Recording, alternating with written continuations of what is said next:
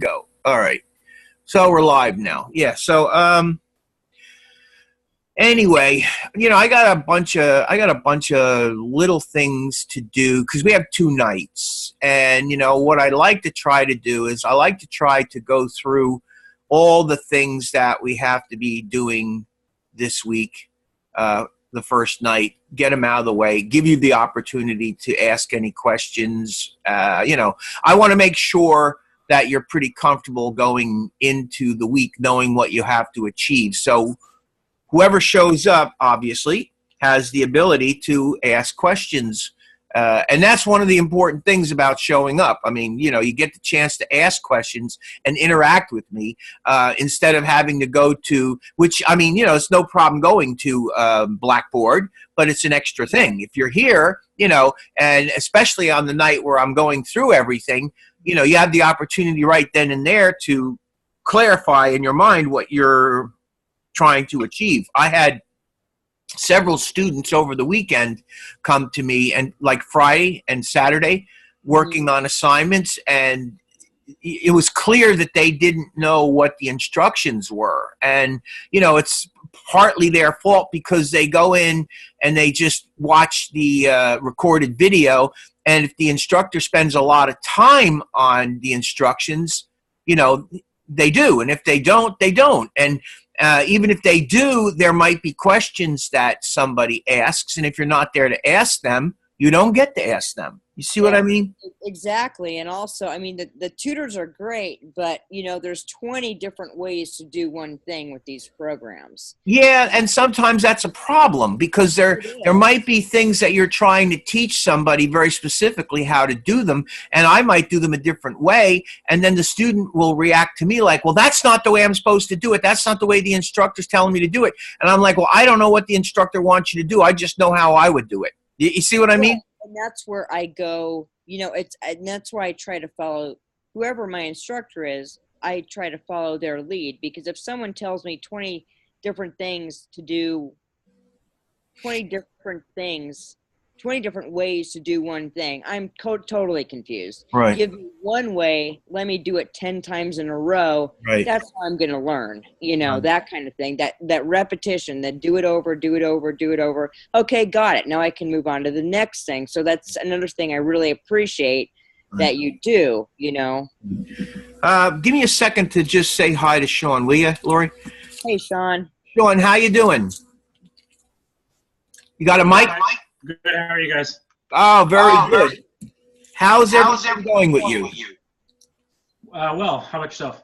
Are you comfortable? I mean, are you work caught up? Are you okay? Is it overwhelming in any way? Do you have any problems? No, I think I'm all caught up. I think I missed a couple of daily checkpoints last week for some reason. That's okay. Yeah, happens. Are you satisfied with what is going on so far? Yeah. Oh, yeah. Okay. Yeah, I'm learning a Oh, lot. just figured I'd ask. Yeah. Learning a lot. I like the logos. I like being able to learn this part because I think it's important on what we'll be doing. Yeah, it's fascinating to do this work. It really is, and there's a lot of money in doing it. And again, there's an awful lot to know about it. So I try to put in a lot of stuff that isn't really in the course because I think it makes sense. Like, I'll give you an example, both of you. Last week, I wanted to find a copy of a branding manual that I had as a PDF. A very good friend of mine, John, and I work on a project that John does collaboratively with a major pharmaceutical company. And one of the things that this pharmaceutical company did for us to make our job a little bit easier, which is very standard, by the way, was to give us a PDF copy of their branding and standards manual.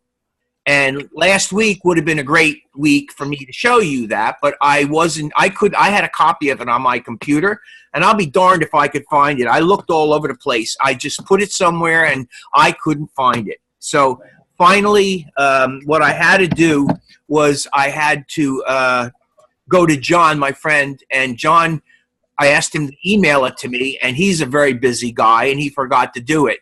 So I was with him Sunday. We worked for about 4 hours on one of these projects together, and then went and had lunch. And he was able to find that branding manual and give it to me. Okay.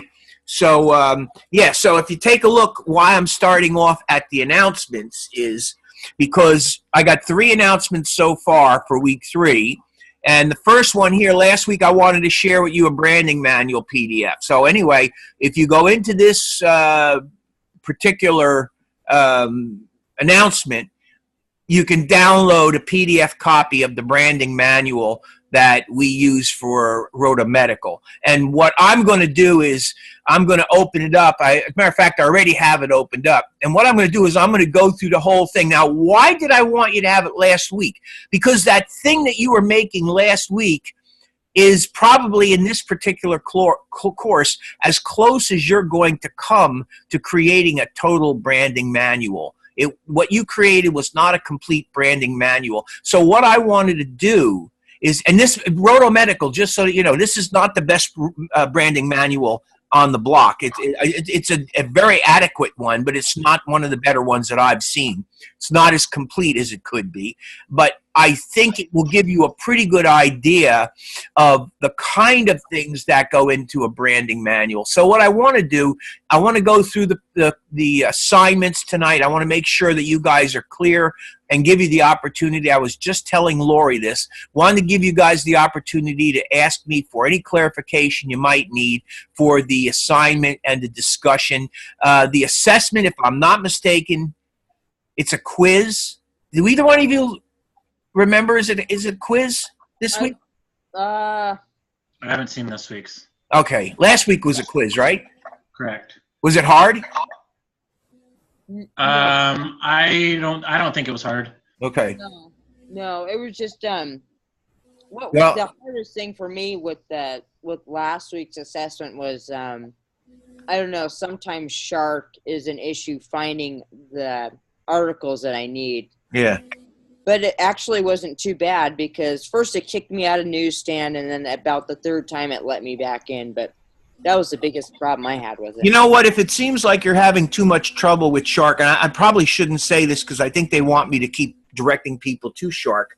But if you feel like you're having problems with it, I would Google. Google's very reliable, and Google gives you a tremendous. I go to Google because what I try to do is I try to pick the topic. I look at the topic and I try to formulate a statement that will guarantee me I'm going to get something that is worthwhile to look at. And then I Google it. And a lot of these articles sometimes in Shark are like, 1979, Yeah. Like I want something. Yeah, you want 2016, 2015, 2017, 2018. I know. You're right. I know that. And I mean, the school does want you to go to Shark. Yeah. I mean, I don't have a problem with that. But I also think that, let me put it to you this way.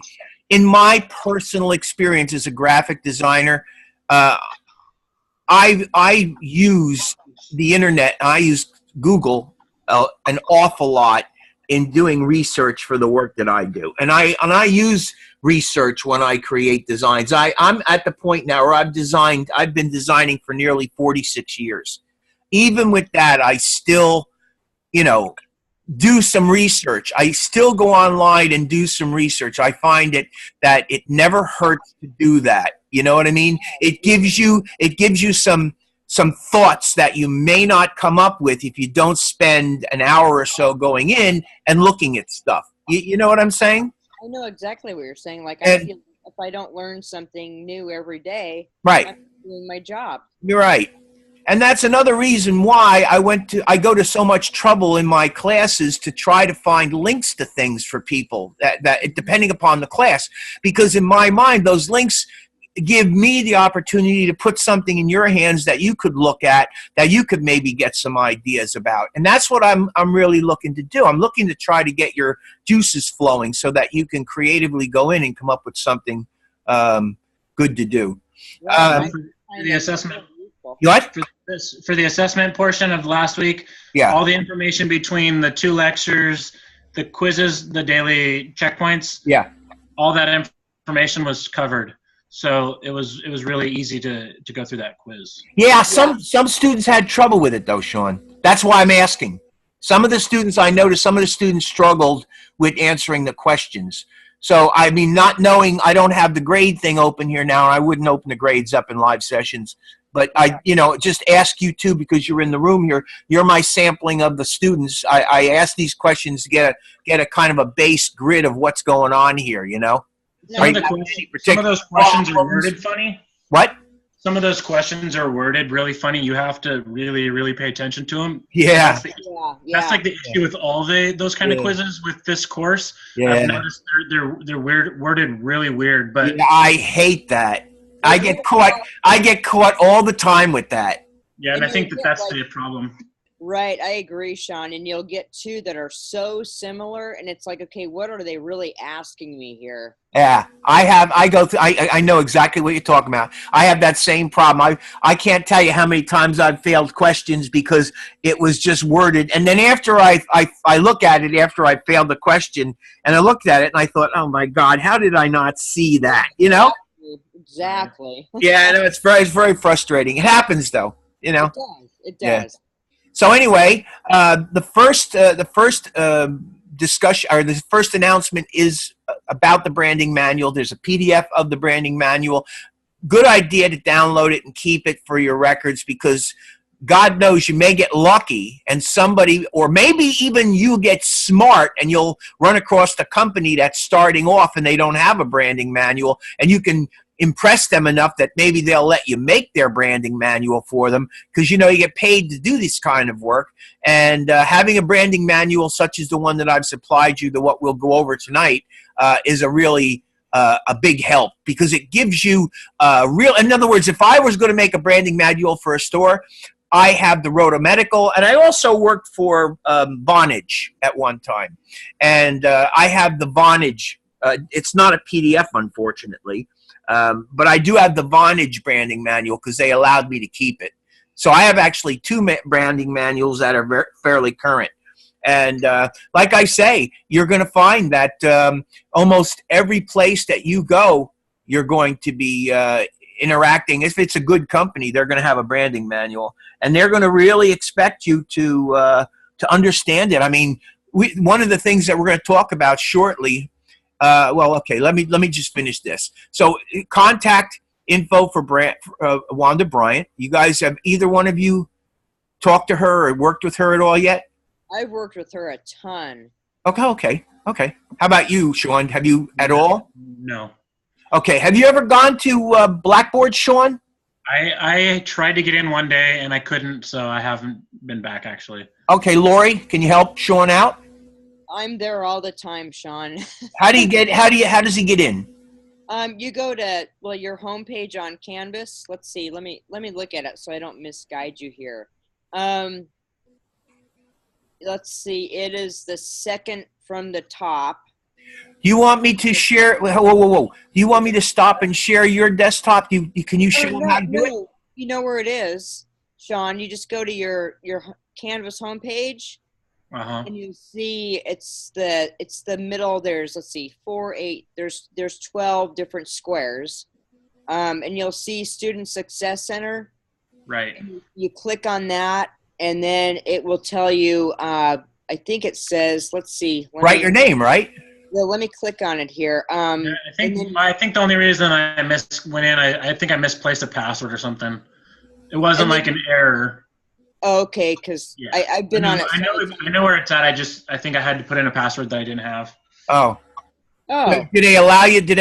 On your end? Did they allow you to change your password, or did you have to go to technical support to do that? Yeah, that you have to go in. I tried to have them send me one, and it never shows up. So that's a pain in the neck, isn't it?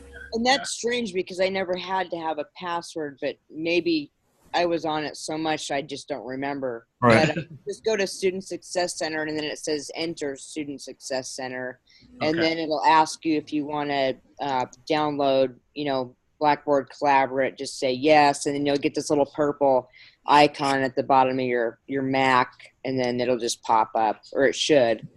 Well, the reason I bring up Wanda Bryant in the first place, guys, is because she's the assistant here.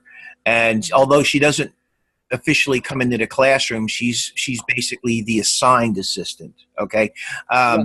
Now, I just want you all to know that I'm pretty much a regular fixture in Blackboard. I'm in Blackboard virtually every Wednesday night. I'm also there Friday mornings now and Saturday nights almost every week. I haven't not done that for almost a year. So, I'm always there, and, keep that in mind, because there are periods where you could come in and bounce stuff off me, ask me questions. If there's no one in the room, you're only supposed to stay a half hour if there's other people in the room. But if you get in there and nobody's in the room, you can stay as long as you want, or if you want to stay while I'm talking to other people, you can just quietly work there until the other people are done and gone.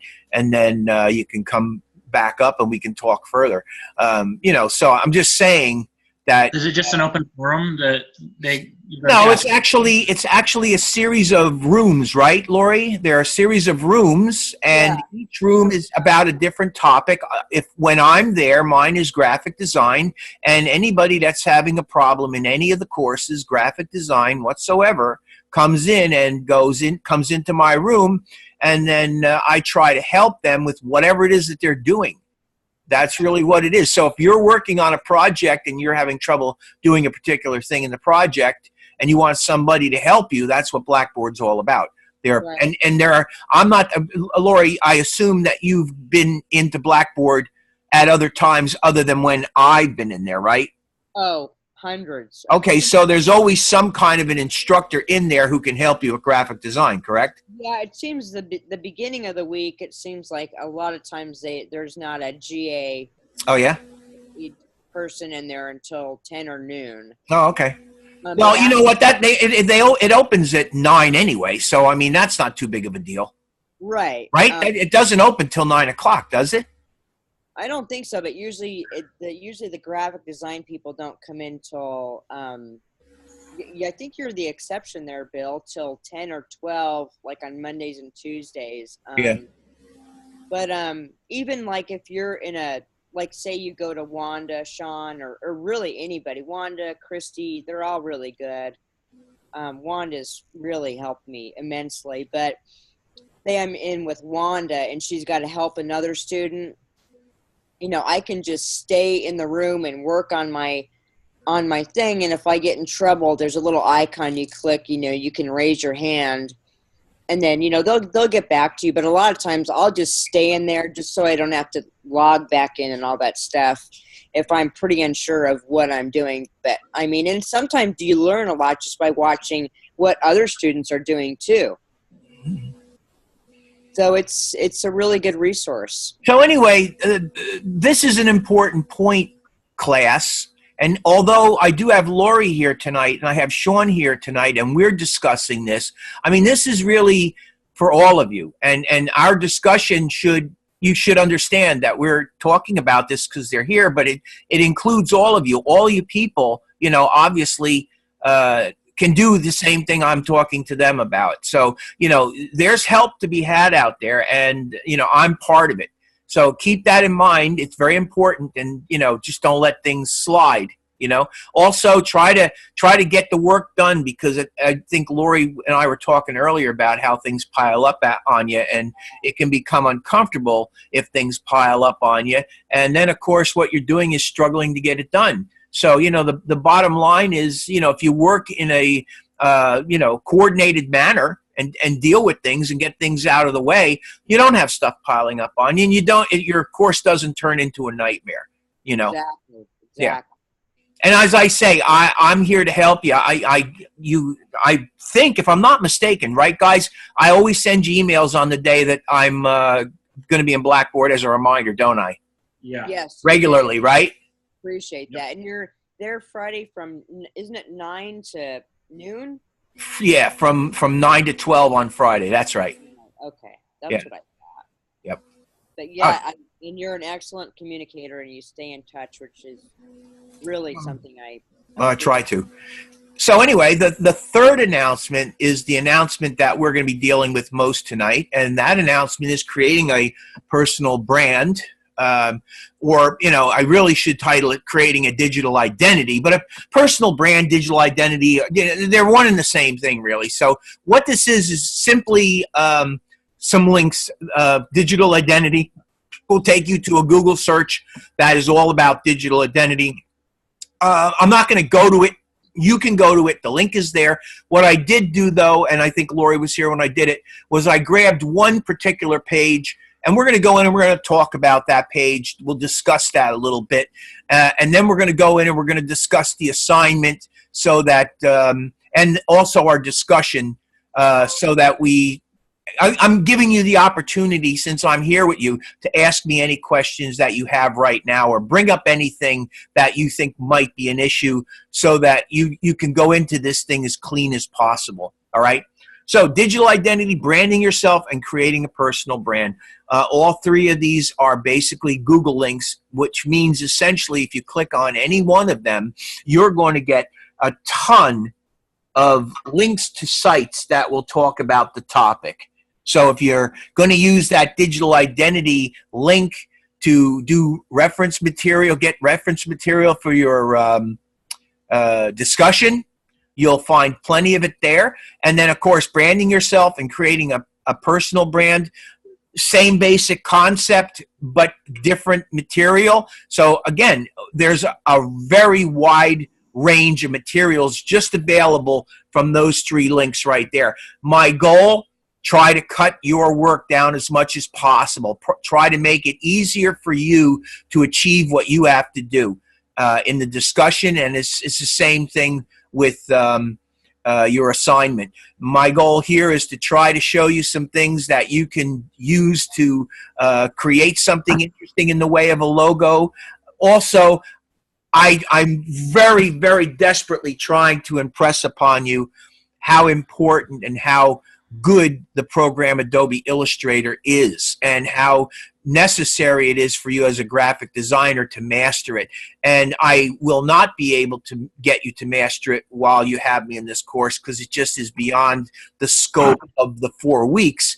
But what I can do is I can expose you to stuff, and I can show things to you and maybe show you them again and show them in another way, you know, so that you really get a sense that there's a lot that can be done with this program. And that's really where I want to head, is that knowledge that, you know, this program is full of stuff that's going to be useful for you when you create this work, especially something like this, like in this identity and logo thing.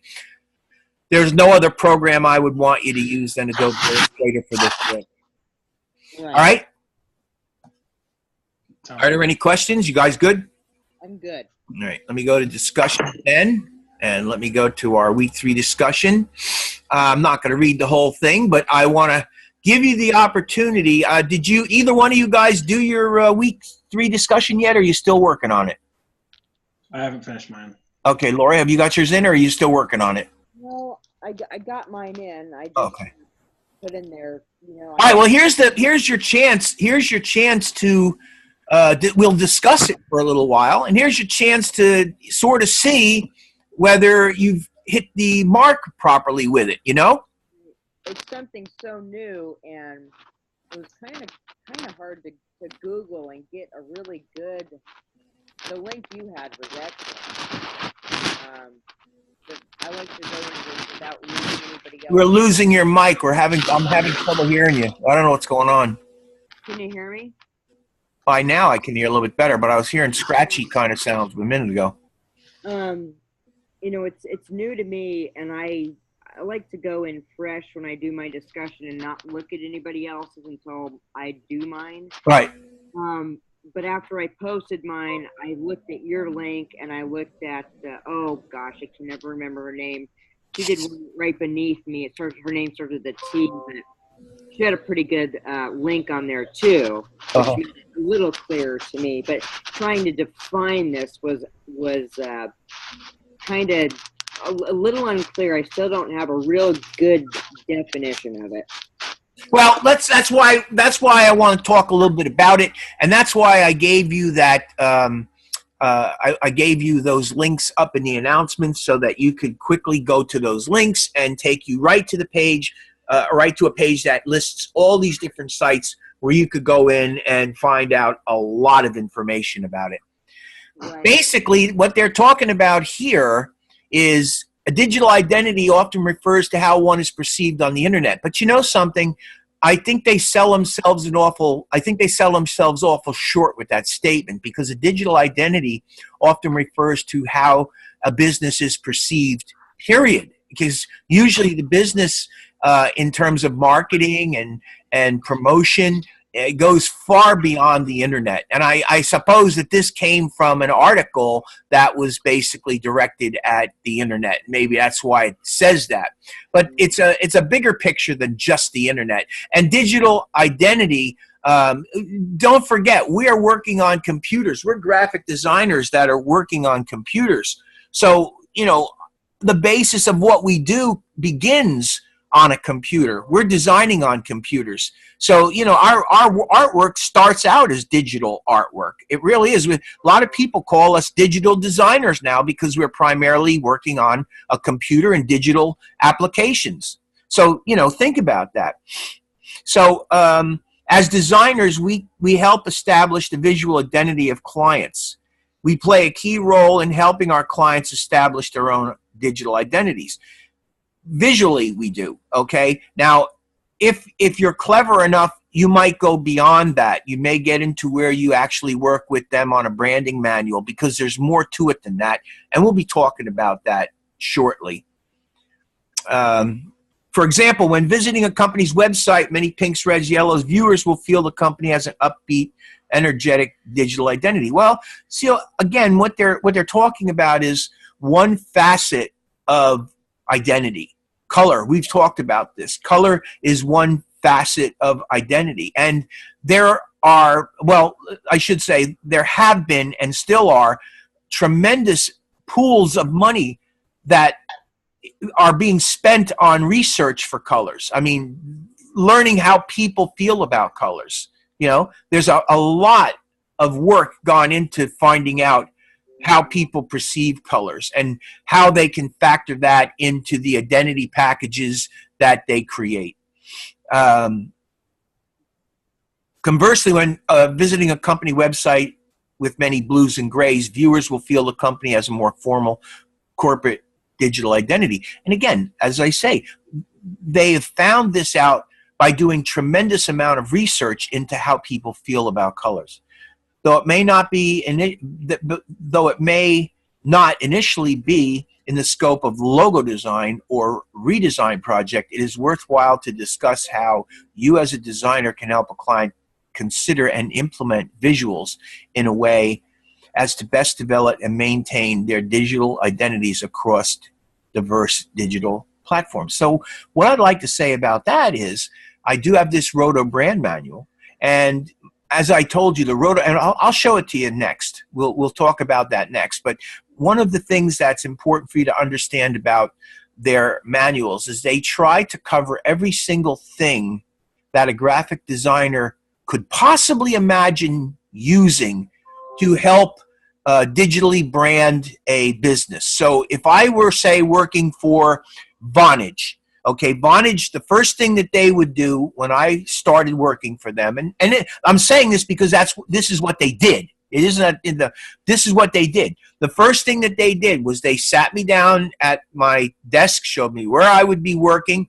I probably, the first day I was there, didn't even have my computer. They were going to issue me a computer, so I didn't have a computer. And as a matter of fact, I used a laptop there. So I was waiting for the laptop to come in. The first thing that they did, though, was they handed me their branding manual. And they said, could you please just sit here and absorb this branding manual? It's absolutely essential that you understand everything that's going on in this branding manual. So when you do the work that you do, the branding manual will become an integral part of it. And it has everything, like I say, that you would possibly imagine using. It suggests spacing for objects in proximity to logos. Obviously, it suggests specific colors that you are supposed to use and where you would use them and where you wouldn't use them. Placement of the logo, where that should go, and if there's like a tagline, the tagline, how that should be presented. If you're working on projects, what fonts should you use and what fonts should you not use? What type of imagery is acceptable? What type is not? I'm telling you, they can be very comprehensive, and it's a very interesting topic. It really is. I'm not sure whether they actually have a course on branding here. I think they might, though. Not sure.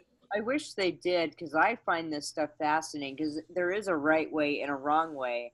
And I remember in color theory, and whatever class I had with you, Bill, I think I had 2 other ones with you, but where we did the color wheel, the psychology behind color, I find absolutely, completely fascinating. Yeah, that was, I think, a 101 course, and that was color. I can't remember the title of it. It was something, but yeah, that one. Yeah, and I know that I went out and I found stuff on the psychology of color. I still have it because when I get those courses, I use it because and I probably could use it. I could probably use it here too. Maybe if you'd like, tomorrow sometime, I will put another announcement in there with links to the psychology of color if you'd like to go and look at that. That'd be great, because actually last week I didn't have the time to find it, but I went back to that class. I can't remember all either, but and then just too much stuff to go through. But there's your problem. I mean, I got so much stuff saved. I know, me too. And there's so many things that are relevant in here that if I put them all in here, I probably would have you tearing your hair out because there's just so much. And there's only 4 weeks. You know, if it were like, if we had a full semester of this, well, that would be different. I would push you harder with it. But I figure that in certain places I stick this, in certain places I stick that, and hopefully by doing that, this stuff gets across to you. But I will see if I can locate the psychology of color. I think I can fairly easy. And what I'll do is I'll put a link in, and if you guys want to take a look at the psychology of color, you could do that. Because we are talking about things to consider when designing, which are how the color scheme and overall logo message will carry over from the website to social media, avatars, color banners, and graphics. Right. How the perception of the logo will change from a large desktop computer screen to a small handheld mobile device. This is important. And you know why it's important? Because you're creating these logos. And a lot of people tend to want to make these logos very elaborate, very fancy, very, almost like illustrations. And that's why I guess it was week 1 I gave you the link to flat design, because I was hoping that you people would learn that less is more. And the reason less is more is because you're going to end up having such a wide scope of places where you're going to have to be putting these logos that the more detail that you have in the logos, the more complex they become, the more problematic they probably will become. So that's why I say less is more. Sometimes a simpler approach. What I generally do is I generally start off going real fancy on things, and then I see if I can distill it down and distill it down and distill it down until I get something which is far more simpler in the end. And that usually takes more time than we have here, and that's not my number one goal. My number one goal here for you is to work in Illustrator and show you some of the things in Illustrator that can be done that you might not know how to do. That's really what I'm trying to do here. So how color perception shifts when colors move from being seen on a printed page to being seen on the screen. I can point out something that I might have talked about last week, and that is that when you're working with color in regard to the printed page as opposed to the screen, you have 2 very different color modes. You have RGB, which is one color mode or color family, and you have CMYK. And what you really need to understand is, while many of the colors overlap in RGB and CMYK, there are a whole bunch of colors in RGB that do not reproduce properly in CMYK. And there are a whole lot of colors in CMYK, or process printing. So process printing and CMYK are the same thing, right? You remember that from me talking about it, guys? Yeah. So each color mode has their own unique colors. So a color mode might have colors that can't, in CMYK or process, might have colors that don't reproduce well in RGB, and the same can be said RGB not producing well in CMYK. So it really is something that, even though you might not be a complete expert and know every single color that doesn't work in CMYK and RGB together, it's not important that you know that, but you have to know how to deal with it. And there is a way of dealing with it. There are icons that appear in the color panel when you're working. Hello? Bill, I can't hear you. Can anybody hear me? Sean? Yeah, I can hear everybody. Sean, can you hear me? Yeah, I can hear everybody. Lori, you're not hearing us? I guess not. All right, that's her. It's got to be on her end, Sean. Yeah, if you stop hearing me at all, though, Sean, let me know, all right? Will do. Yeah, can you hear us? Right, if Hello? you can. She can't hear anyone. Oh, boy. Hold on.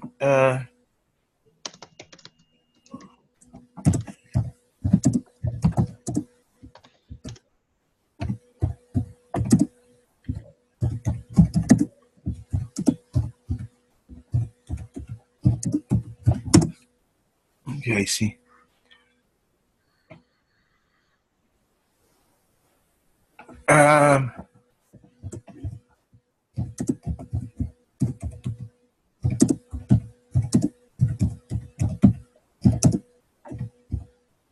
Nope.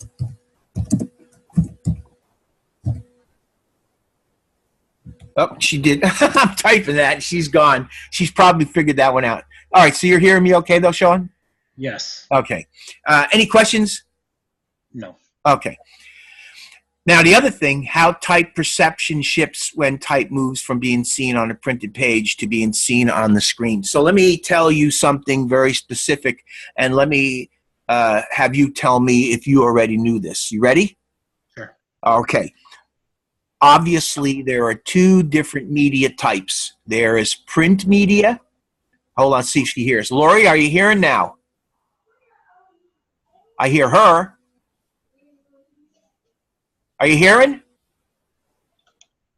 I just logged back in. Sorry for the interruption. Apparently, it did not work because I can't hear anybody.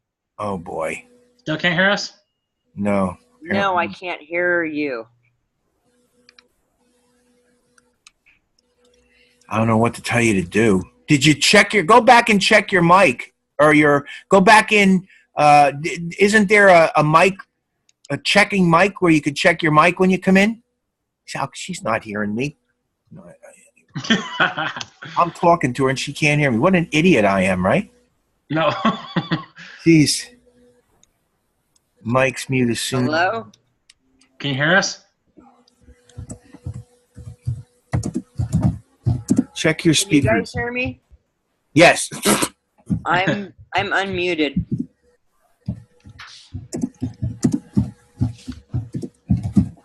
Okay, there we go. Okay, check your speaker. Yes, we're here. All right. I gotta move on. Hopefully she can work this out. Yeah. Anyway, what I was saying, Sean, was that there are two different media types. There are more than two different media types, but I'm referring to two different media types, which is the printed page, they're printing, and screen. You probably had other instructors tell you this, but generally when you are setting type, body copy type, when you're setting body copy type on a printed piece, generally what you want to use are serif faces. You know what a serif face is, right? Yes. Got the little feet, right? And when you're working on screen, for some reason, sans serifs seem to work a little bit better. So generally what a company will do when they're preparing a branding manual is they will have a specific set of fonts that they choose that are the accepted fonts for the business or the corporation. You know, I'm just going to throw a name out. For instance, like for a sans serif font, they'd say, well, we want you to use Myriad Pro. And obviously you're going to use Myriad Pro. For a serif font, you know, maybe they want you to use Times New Roman. Okay, now there's hundreds of other fonts, and they probably wouldn't necessarily pick those two, but you get the general idea. They don't want their communications to be a hodgepodge of a lot of different things. Like, for instance, they want the colors to be consistent, they want the fonts to be consistent, and they want, if 10 people are working on the projects, they want it to all look like one person did it. That makes sense, though, doesn't it? Yeah. Yeah. So that's really what we're talking about here on a larger scale. I mean, they don't get that deep into it, but I do, because I think that's what we really need to know here, you know, and somebody's got to tell you this stuff. I'm sure other instructors have talked about this before, haven't they, Sean? Yeah, consistency throughout the design process. Yeah. Yeah. Okay. So for this discussion, I mean, not in depth, but, you know, briefly. well, I don't, like I say, you only got 4 weeks, so I can't go into depth either, but I make sure that I talk about it a little bit, and I give you the opportunity to throw questions at me that I can then address that question. You know what I mean? So, and again, I also try to give you links so that you can go in and look at those links and see how much time you want to spend on, you know, looking at things collaterally, you know? Right. All right.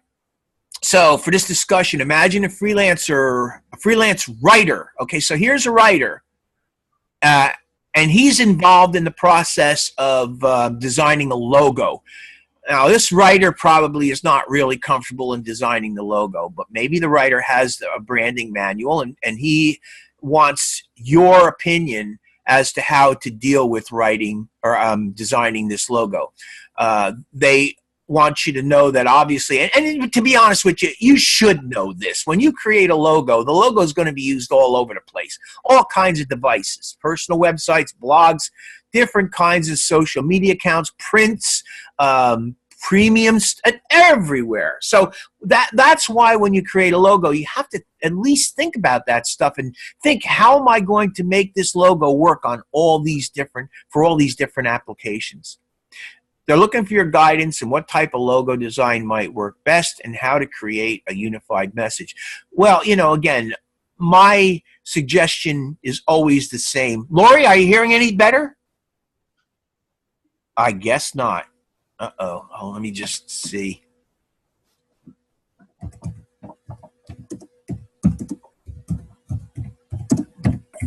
Okay, I'm back. Hopefully that worked. Everything tested fine. Can you hear us? Yeah. Okay. All right, good. All right. I don't know what happened. All right, well, that's all right. At least we got you back. Yeah.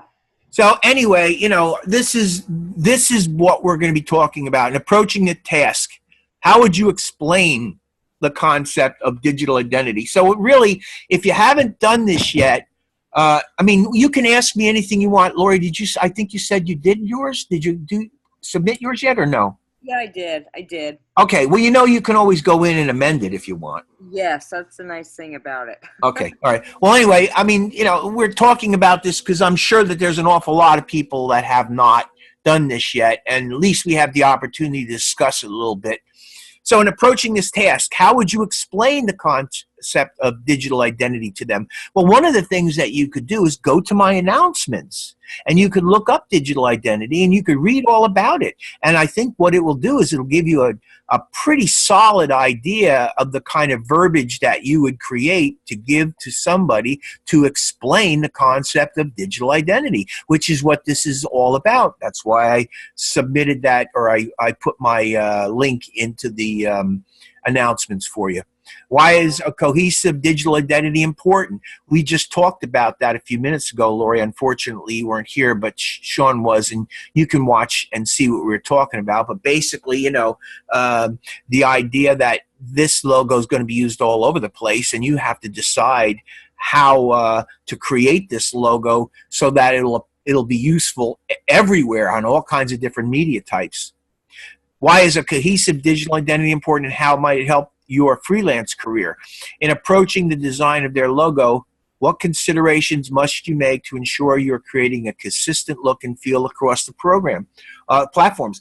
Well, you know, I spoke about that a little while ago, in that, you know, you pick colors that and one of the things that I did, I think you might remember this, is I went in and I go in and show you how to pick colors from the color books, and I showed you where to go to get the process and Pantone colors. Did you guys, did I do that for you? Yes. Yes. Okay. Well, again, you know, when you pick colors, you have to find colors that will be workable in both CMYK and RGB. It's absolutely essential because there are two different types of color that you're going to be working with, that logo. And one of the things that I did, I believe I sent you all an email telling you to put the color formulas with the color chips. I'm going to show you how in this RODO brand thing that they've done all this stuff, and there's a reason for it, because again, if somebody is going to get your branding manual and you're using very specific colors, you want them to know what those colors are, and you want to know how to get them, or want them to know how to get them.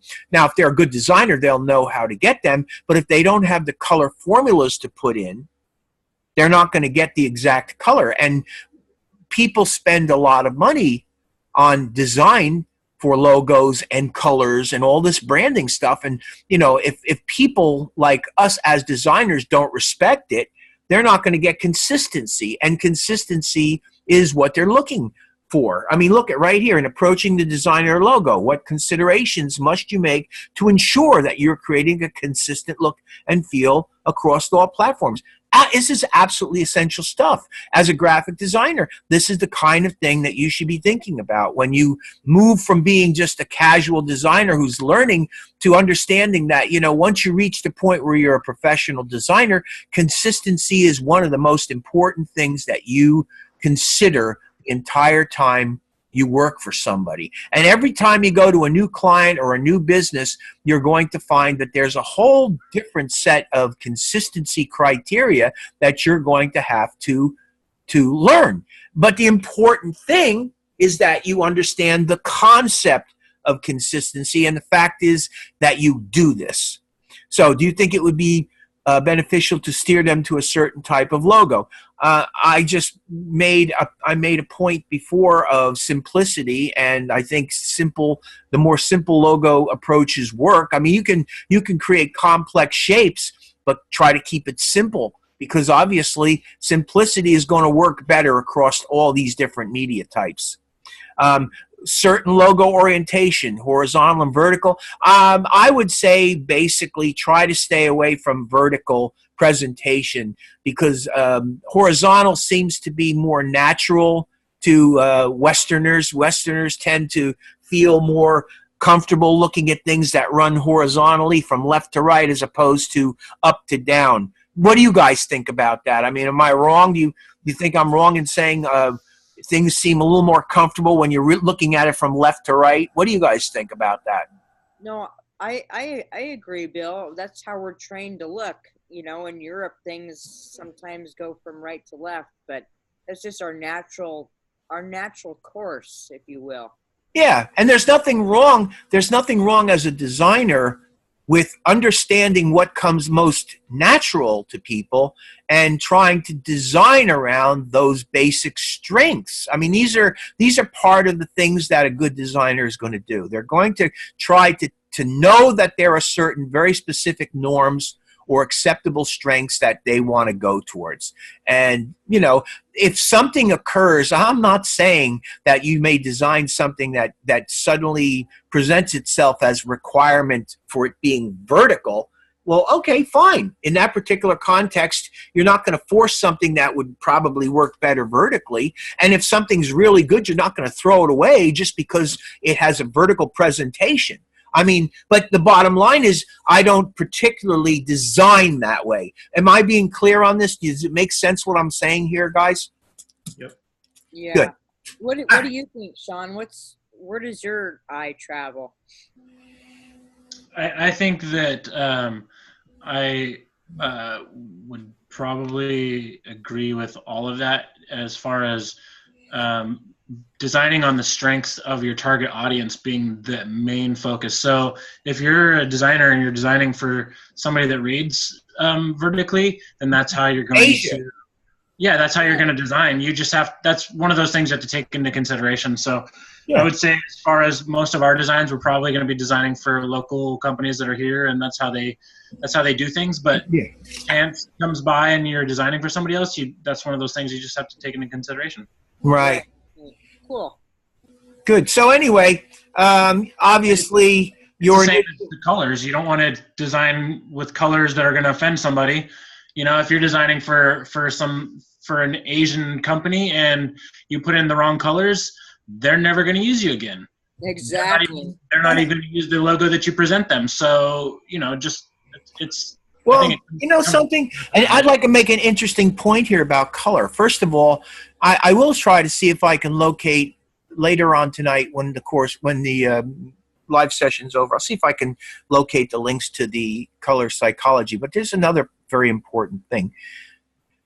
Almost every single product or service is going to have some very specific target audience. Maybe there might be a number of different target audiences that could benefit from the particular product, but there will invariably be a target audience. And there are just as there are the psychology of color, there's been a tremendous amount of work done on the identification of core groups of people and what colors most likely are going to affect these people in what ways, positively, negatively. And as a matter of fact, there are even companies that predict on a yearly basis what will be hot, trendy colors. Oh yeah, Pantone comes out with their #1 color for the year in January of every year, right?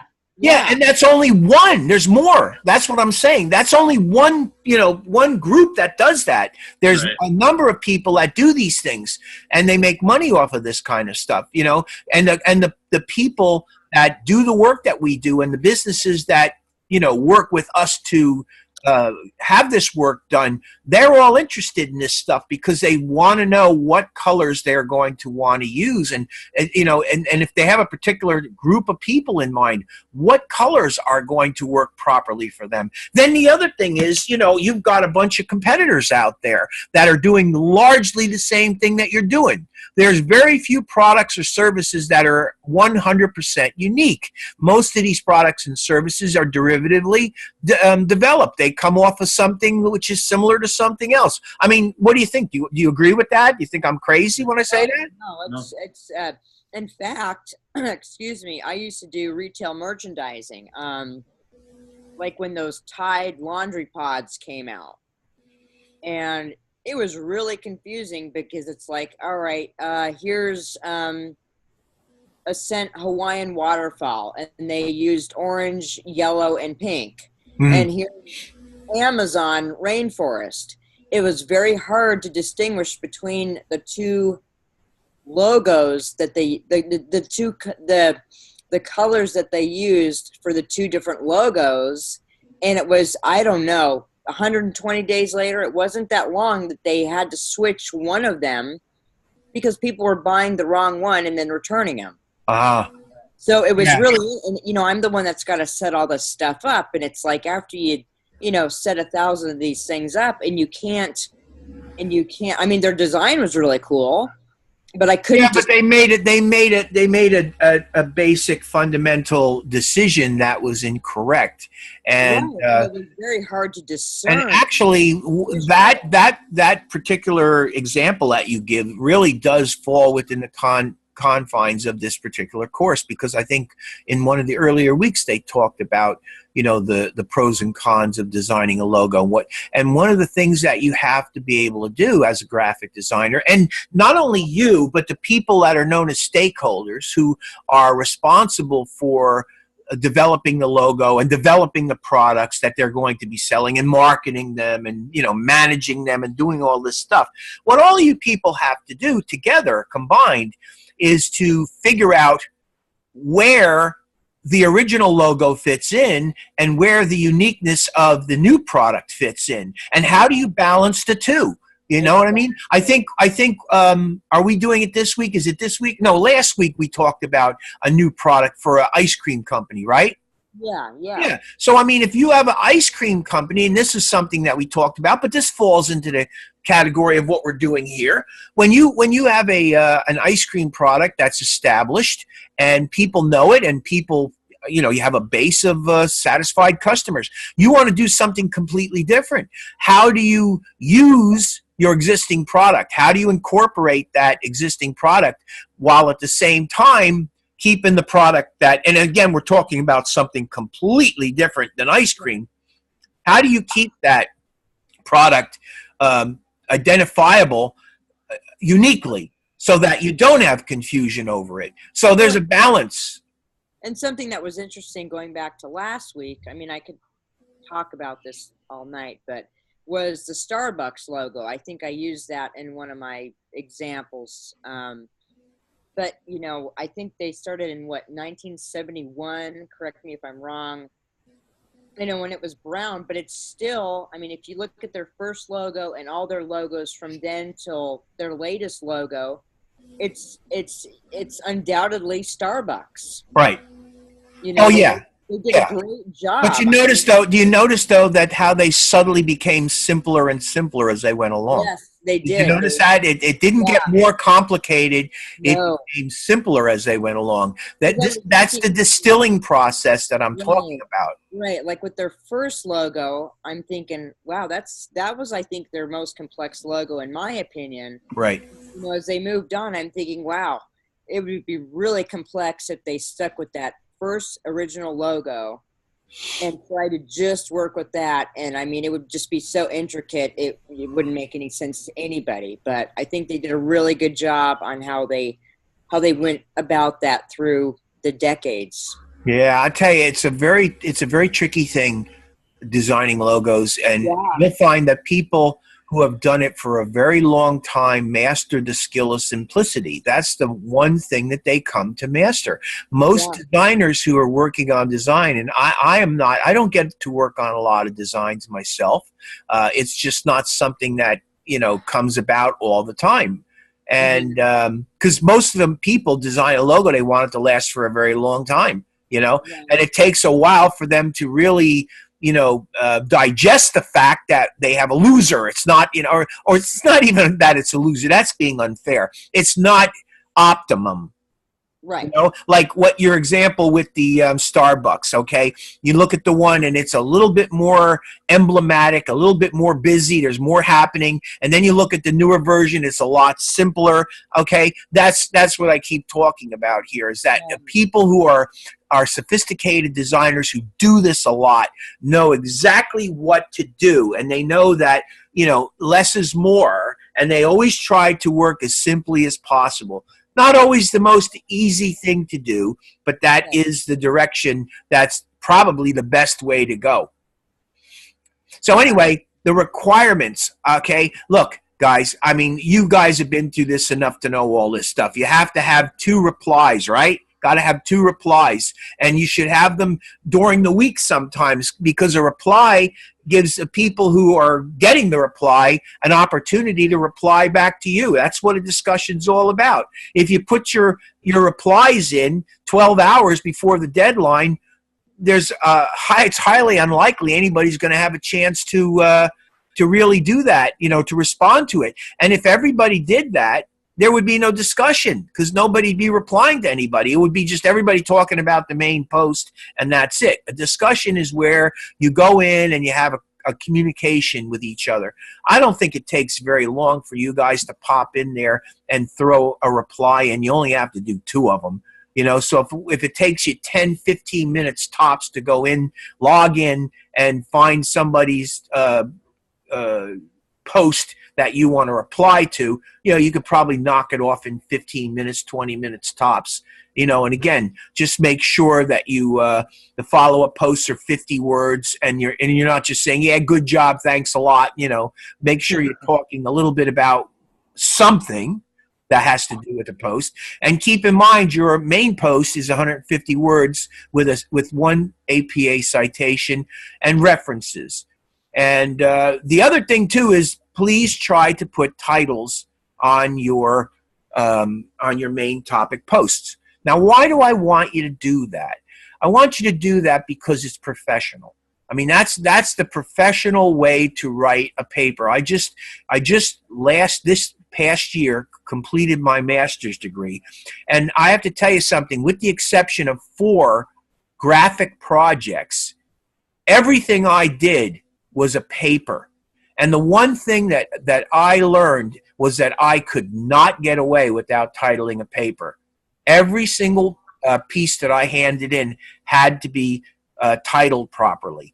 And it's very important for you guys to learn this because you just want to do things the right way. That's all. You know, no other reason than that. I don't, it's not like I really take points off or anything, but I appeal to you to do it because I want to see you do the right thing. That's really what it's all about. Okay? So what do you guys think? You got any questions or anything? Are we good so far? Good here. All right. So Laura, you got yours in, and Sean, you don't have yours in. Did you think you got any help out of this? You know, Sean, like I said, you can go in and take a look at my announcements, and I have an announcement in there for digital identity. If you want to go in and check that out before you write your paper, I'm sure it'll help you, okay? Yeah, I got up this morning before work and was looking at some articles, and I was getting ready to look at that one. Yeah, I haven't done it because just. That's okay. No, it's okay. I just want you to understand that I deliberately go in and I try to find links that maybe give you some shortcuts because I know it's a lot of work to do this stuff, and I figure if I can throw you in a particular direction, that'll save you a little bit of headache and maybe get you a better opportunity to come up with a better post because, like I say, a lot of these topics are more than enough. There's more than enough information for you. We'll look at one in a minute, okay? I appreciate it. I had that one that we did last week, that assignment that we did last week was the biggest one that I've ever done. Yeah. And it was kind of mind-boggling.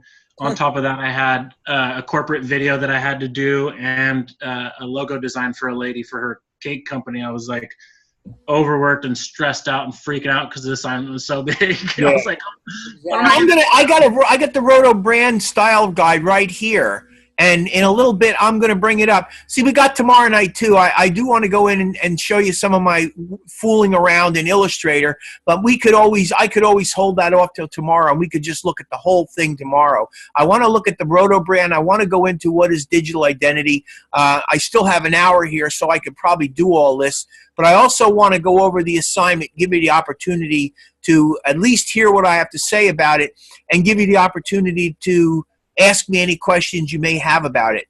Now, week 3 assessment, effective and ineffective logo designs. I don't even know what this is. I haven't even looked at that all this much. I don't know whether it's a paper. Let me quickly look at it. Let's take a look. Oh, it's a quiz. It's a quiz. Okay, so we're going to go back. It's a quiz. It's like last week's quiz, all right? So, you know, if you had trouble with last week's quiz, hopefully you won't have trouble with this one, but that's what it is. So I'm going to go into week 3 assignment, personal logo design. So here we go. All right, let me open this up a little bit. There we go. As a professional designer, others, and by the way, just so that you know, this is pretty sad. I actually don't have a professional logo. I've had several in the past. Never thought that they were all that successful. I don't have one. I really don't. So, you know, it's not the end of the world that you don't, but it's a good idea to have it because if you do a good job with it, it's a way of presenting yourself. So, professional designers, will often look and hire you to create logo and overall visual identity for them. Through excelling at this work, though excelling at this work is important because it allows you to have a sustainable career. It's important to occasionally turn your professional design eyes on yourself. Well, you know something?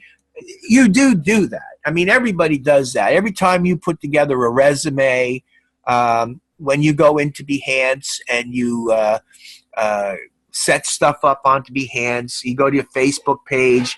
If you go to the trouble of modifying a Facebook page, customizing it. Do you guys got Facebook pages? I assume you do, right? Yeah. Have you actually customized it, or you just use the default stuff that's there? I actually have customized mine. Okay, so you see, you're making some decisions. That's the point of what they're talking about here.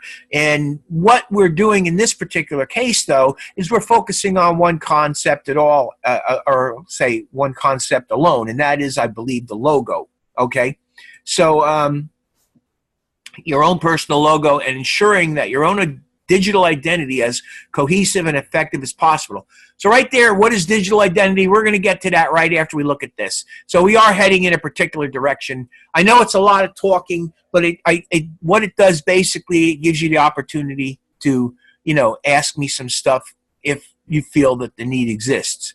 When considering the design of your own logo, it's important to first identify your own unique design story and the elements that set you apart from the other designers in the world. So what I would do is this, and again, I didn't, now I'm just, this is just occurring to me at this point. What you might also want to do is you might also want to Google logos by digital designers. And I would be willing to bet you that you would probably get tons of images of people's designs that they created as digital designers. And that's basically just the kind of things that you do. And I'm not saying you're looking to steal their logos. I'm just saying you get a perspective on what's out there, because just keep in mind, you're competing with everybody. I mean, in a way, you're even competing with me. I know you don't live in the same area as I do, but I am a graphic designer, aren't I? Yeah. So really, we're all competing for things. And it's all a question of, even though you may never walk in the door before or after me, we're still out there. We're still all doing this stuff. And it's your responsibility, not mine. It's your responsibility to see to it that the work that represents you is the best possible work that you can. So, and when you're doing something for yourself like this, it's one thing to be really serious about what you're doing. I mean, the logos that you created are just logos that you're working on projects to pass a course. This is different because this is something that's real. And I'll give you an example of where I made that a successful move. When I was doing my master's thesis and my final project, I was given 4 or 5 different topics that I could choose for my final project and my thesis. But they were all things that I would have to completely make up. And I thought to myself, well, that's, number one, that's boring. And number two, it's pointless because I produced nothing in the end of any value other than to get my document.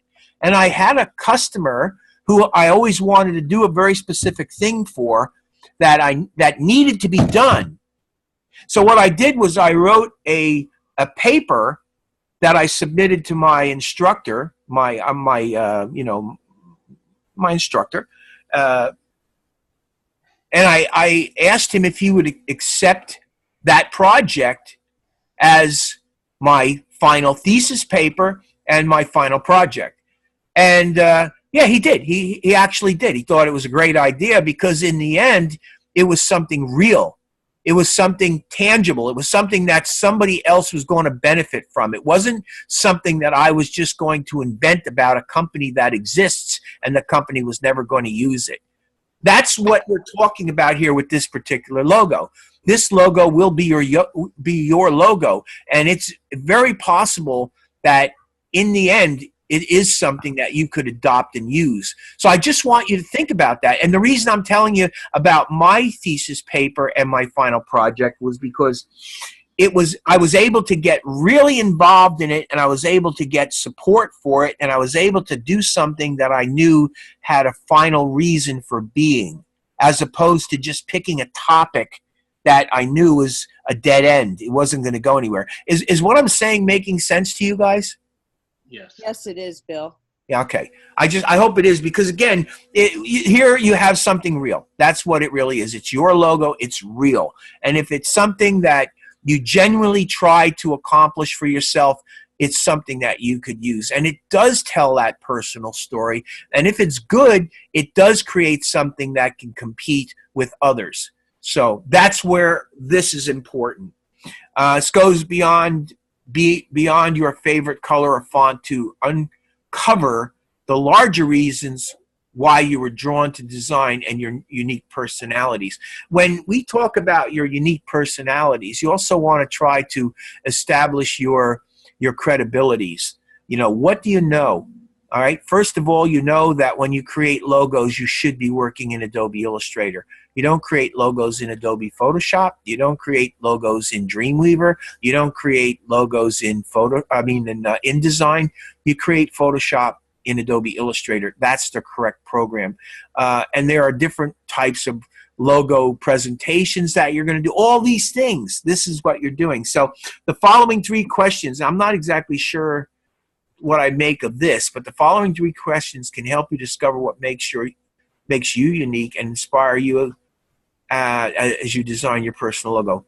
Why am I a designer? Why do I believe design is important? Well, that I can understand. What is the thing that makes me unique and somebody should hire me? Well, there you go. Now, one of the things that you can do is you can demonstrate your uniqueness by how well you develop your logo. Does that make sense to you? Yeah, you have to prove yourself. Right. What I'm saying is if you do a really nice logo, if your logo is very nice and it's well done, the colors are good, and it's clean, and it's smart and well thought out, that's going to make you pretty unique, I would think. And it also demonstrates the better things that can be done with the particular application that you're using, which is Adobe Illustrator. So I believe that that's a very valid point. Why do I believe design is important? You know, I've been doing design for 46 years. I had every opportunity when I was in college. I went to Cooper Union. It was an art school. It was an engineering school. It was an architecture school. And they tried desperately to get me to do everything but graphic design. And in spite of their best efforts, I still remained a graphic designer. And a lot of the instructors there did not like me because they thought that I was an illustrator and a graphic designer as opposed to being a fine artist. But, you know, others looked at me and said, now there's a guy with commitment. I like this guy. He's got commitment. He's not afraid. He's not going to be pushed around. He's not going to bend to what other people want him to do. The man's committed. And so there were people there that really liked me and people there that really hated me. The people that couldn't bend me away from what I wanted to do hated me. The people that understood why I wouldn't be bended from what I wanted to do liked me. So why am I a designer? I'm a designer because I decided that that's what I wanted to do, and I made a total commitment to do it, and I have literally spent my entire life doing it. And I still feel just as committed. So there's a good example of why I'm a designer. So you have to decide why you're a designer. Does that help? It does. Thank you for sharing that, Bill. Yeah. So anyway, the questions don't seem to have any immediate visual translation. They don't have to. These things get your mind open, get your mind thinking. It's like an exercise in thinking. And so when you sit down and you start creating something, you've done some thinking. You've actually thought about what you do and why you do it and how you do it, you know? And it's kind of like setting you up for success, so to speak, okay? If you're a designer because you believe that beautiful ornamental design raises everybody's standard of living, then perhaps your personal logo will feature a flourish or a scrolling element. You know, I'm not going to sit here and tell you how you should think about design. I think what you need to do is you need to decide for yourself, okay? You need to think about these questions and answer them for yourself. And to be totally honest with you, I think I would be much more interested in hearing your personal thoughts on those questions than anything that I could try to tell you that would direct you to tell me something that you've already heard. Does that make sense to you? Yep. Completely. Yeah. I want to hear what you have to say. So here's the project for the final 2 weeks of this class. So you got this week and you got next week. So this ought to help you a little bit because now you can actually sort of like get into the groove here. And what I would also like you to do is I'd also like you to set yourself up so that you can send me stuff. Like next week when we start this project, I doubt very much that you'll have a chance to do it by tomorrow night, but you can if you want. You can send me anything you want for critique tomorrow night. I will work with you on a critique tomorrow night.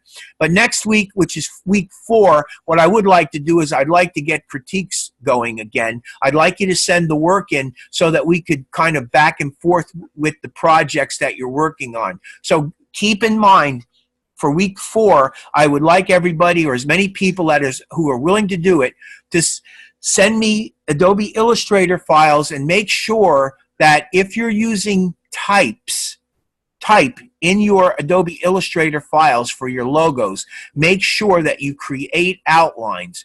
Do either one of you guys have a problem creating outlines? Do you know what I'm talking about when I say that? Yes. I know what you're talking about. Huh? I do. All right, the only reason I'm asking that is because I just want to make sure that, well, I only got 2 people, obviously, but anybody that does not, if you do not know how to create outlines, please send me an email, and I'll do a small video and put it up on YouTube showing you how to do it. It's really very simple. But if you absolutely don't know how to do it, send me a private email. And if I get enough emails, if I get any emails at all, I will actually create a small video. It'll only take a minute. It's a very short video. And as a matter of fact, I'll demonstrate it tonight. Okay, but I will do an actual small video of how to do that. The reason that you're creating outlines is because if you're using a very specific font, do you guys know why you create outlines when you send it to your instructor? Can either one of you tell me? I would send it to you with outlines created so you can't change what I've already done. Well, that's the real reason. But the other real reason is I may not have the font on my computer that you have on your computer. And what will happen is if you send me a font that's live font with a font that I do not have on my computer, what's going to happen is it's going to substitute that font, or it's going to pink over and give me an error message that the font's not available. And then I won't know what your design looks like because the font won't be showing the correct font. That makes sense, right? Sorry, my answer was selfish. Yes. What do you mean it was selfish? No. No. In reality, wait a minute. In reality, that was the correct answer, because if you're a graphic designer and you create a logo for somebody, first of all, chances are you're using a font, you're going to modify the font, so you have to create outlines to modify the font. But let's say, for instance, you are using just the font. Now, this is not something that you would normally do, but for our particular case, you've managed to put together a logo where you are just using a regular old font. Well, you still would want to create outlines on that font for the very reason that you gave, because if you leave it as a live font, a live text, and you send it to me, there's a chance that I might accidentally or on purpose change the font. So you don't allow that to happen. You create outlines to stop fonts from being changeable. So technically what you said, as far as the answer is concerned, was right on correct. But the point for me is, as an instructor, if you send me something that doesn't have the fonts turned into outline, and I open that file up in Adobe Illustrator, I'll get an error message. Now, here's another thing you may or may not know. Please tell me if you knew this at the end. Adobe PDF has the ability to save whatever fonts are being used in a particular document, so that when you open up a PDF, it displays properly. You know that, right? Mm-hmm. Okay, but did you know that if you open up an Adobe PDF in Adobe Illustrator, because you're opening up in Illustrator and not in Adobe Acrobat, Adobe Illustrator does not have the ability to read the saved fonts in the PDF, and you lose the font. It defaults back to missing font or an error message. Did you know that? I know that because I turned something in like that a long time ago. Okay, good. Well, I'm glad. I'm glad that you know these things, because that's... It was learning through making mistakes, and I didn't mean to do it. I was just... I got behind and I'm like, it's okay. No, it's no problem at all. My instructor's like, where is everything? And I'm like, oh no. And I knew right then and there what I didn't do. Right. So since we're doing this design for 2 weeks. basically for ourselves, right? This is a design for us as designers. Yeah, it's your, what you're doing now is you're going to create an identity, a logo, the logo and the color and the type, the whole thing, whatever, whatever, whether it's a letter mark, it's a word mark, if it's a combination mark, if it's an emblem, whatever it is, it's totally up to you.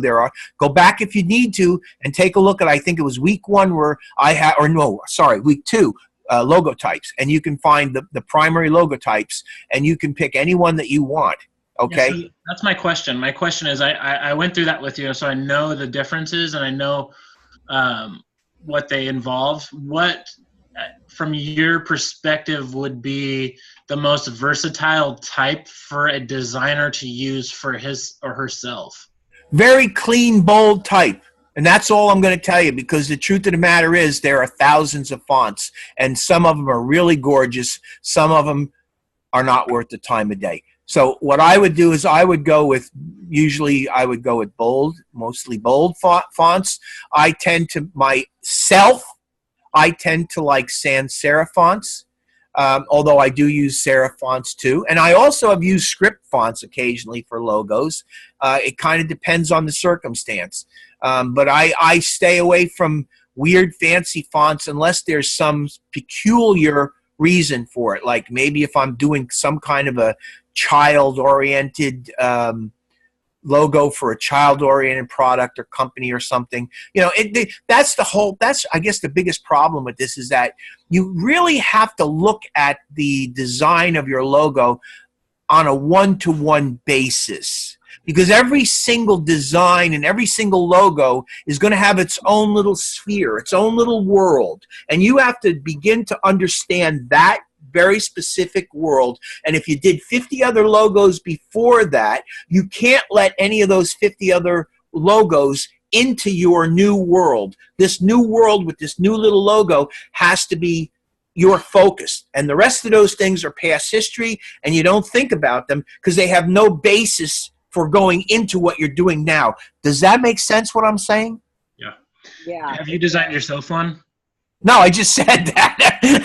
No, I've been fooling around with the project because it's part of the assignment for this week and next week, and I want to have stuff to go over with you. But no, I haven't. I've had several in the past, yes. Okay. And currently now, just what I do is I take WRS Design, WRSDESIGN, all lowercase, and I just do it in a very bold, I think I'm using this font right here. I think I use this font right there. And I don't even remember what that font, I can tell you what that font is because watch what happens. I have it loaded. Oh, there it is. Oops, well, okay, I don't need that, but let me go to the font and I'll show you what it is. Franklin Gothic Heavy. That's what it is. Franklin Gothic Heavy. Why do I like it? Because look at the W, the R, and the S. See how beautifully clean they are? Super clear, crisp. Yeah. Very nice, crisp, clean, and nicely bolded. And I can do a lot of cool stuff with it, like what I'm doing right there. And I think I said to you guys before, I tend to like sans serif fonts because sans serif fonts work very good, large, and even small, and on the web, and you'll find a lot of times they'll use sans serif fonts even in magazines for headlines. Now, they generally do not use sans serif fonts for body copy in magazines. Generally what they do is they use, oh, I can't eat this now. I'm in the class, Jen.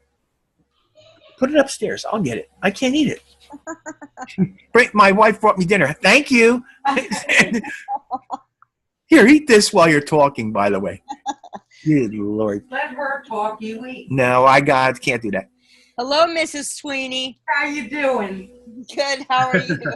Good. Oh, you people are a nightmare. So anyway, yeah, so I generally prefer, but see, this is me. This is what I like, and I'm not even saying that you should. I also notice I also like to touch letters. I like to create ligatures. I like to take devices and break letters up. You know, I mean, a lot of this stuff is just nonsense. But the point that I guess I'm trying to make is that you never know when something which is just nonsense, some little part of that nonsense is going to work really cool. So without this kind of experimentation like I'm doing here, which is really what this whole thing is, and this is what I would do the very first stages, and I only did this over the course of a day or so. I would do this I would spend more time with this if it was a real logo. And you know, but that's generally what I do, you know. So then we can actually pick a font to use. What? We can actually pick a font to use that we. Well, I want you to pick a font. Part of it. You got to think of color. I want you to think of color. I want you to think of fonts. I want you to think of these things, and I want you to make these choices based on who you are, what you do, and what you think. This is really what it is. This is a personal statement, and think in terms of it being a personal statement. You know? And do we just stick with like one company, or can we do? What are you talking about? This is you. Okay. Not a company. It's you. Right. Okay. It's your logo for your own business, your graphic design business. Now you could say, you know, Lori Aiken graphic design or LA graphic design, whatever. I don't want to tell you what to do. You have to figure that out. You know. Okay. Aiken graphic design, whatever you do, you know, or just. Do we have to just stick with one thing like graphic design or car racing, or can we mix those? As long as it's you. Okay. As long as it's you, because this is your project. This is your logo. It's a private logo. I don't mean mix them in the same logo, of course, but okay. Yeah. You answered my question. Thank you, Bill. Yeah. That's a good question, because I have a friend that he's been asking me to design something from him, but he also wants me to like work with him. Uh-huh. So would that logo be appropriate if it was for him? Of course.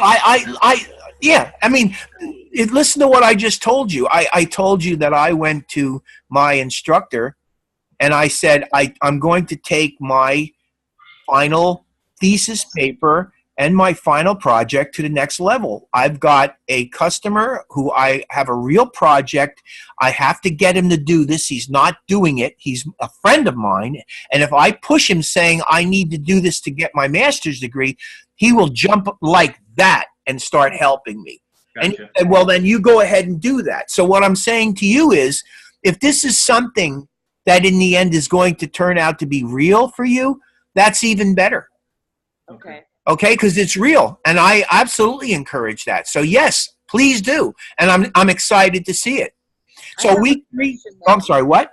Oh, go ahead, Bill. No, I'm just saying week 3 project. This week you'll begin the preliminary design process. So whatever your preliminary design process is, that's what you're doing now. All I'm looking for you. Let me go back to what I did here. I'm looking for you to do some experimentation. Okay, see, there's nothing refined here. It's just a bunch of stuff that I did that I'm trying to figure out where I'm going with this. I don't even know yet. I mean, I still got next week. This is week 3. I got this week to work on it, and then next week I'm going to have to come up with something which is a final version. And I certainly am not going to have all of them there. I'm going to have one thing, and I don't even know whether that one thing's here yet. You know, I don't know. Sure. That's what you're doing. So this week, I just want you to experiment. I want you to show me that you're thinking. I want you to show me that you're trying to work with Adobe Illustrator and create something that's unique for yourself. Don't just hand me type, because anybody can hand me type. I'm looking for you to create some sort of little world around whatever symbolism that you're working with, and I'm sure you're going to be working with type. That assignment from last week, if I would have sent you all the artboards that I had in there, I think I had 20 different artboards. And that's great. Probably like 60 designs. Wow, that's great. So you must have had a lot of fun doing that, really. Yeah, it was pretty ridiculous. Somebody don't do 60 designs if they're hating what they're doing. No, my end design was 3 of my designs kind of melded together. So right. It worked out in the end. I was just like, am I ever going to figure out something that I actually like? You know, I liked a little bit about each thing, and then I just would throw it away and start something different. Right. That's really cool, Sean. Something I have a question about, because somebody in art school a long time ago stole it. It was just an abstract drawing design, but it was one of the ones that takes you, I mean, literally weeks to do, very fine, detailed, that kind of thing. Where does copywriting fit into logo design? Well, I mean, you copyright. Copywriting is when you have, I think, more of a product or a product name. I think what you do is you trademark. If you have a symbol, you're trademarking it. Okay, TM. Yeah, that's a trademark. And trademark means that you're taking a particular symbolic shape or form or approach to something like word or something, okay, and you trademark it. And the reason that you trademark it is so somebody else doesn't come along and copy the look for their own purpose. Right. Okay. Thank you. You answered my question, and you saved me a lot of. I know now, because I was really devastated, and I saw it online, and I about passed out. Yeah.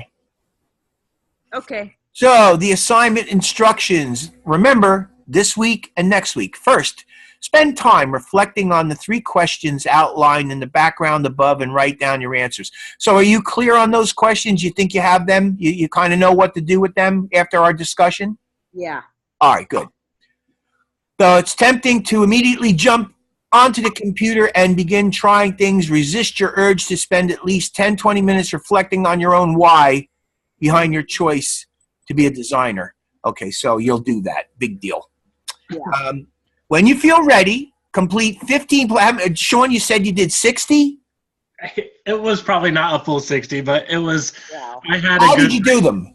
I had a good 12 pages of different designs. Pencil? Pen? That was besides my pencil ones. I did a ton in pencil first too. Okay. I just had fun I'm with just it. trying to get a sense of how you did it. You just basically, you put some paper, you scribbled some things on the paper that were just like thoughts. Yeah, so my thoughts on like the paper, I was doing shapes to see what I could get a feel for. There you go. That's and then right. When I went into Illustrator, I took some of the shapes, and then I started putting in fonts and all that type of stuff with, color. Right. Okay. So it was just, I just had fun.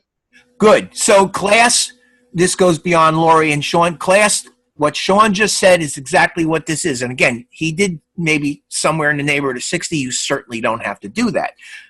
But the point is, he did 60 because he really got into it and he enjoyed what he was doing, and he was experimenting. So really, what I'm looking for all of you to do is that same thing, where you go in, answer these questions, and then begin to experiment. Think about this visually, how you can put your thoughts onto paper. When you do this, and I don't know whether you did this or not, Sean, I would imagine that you did.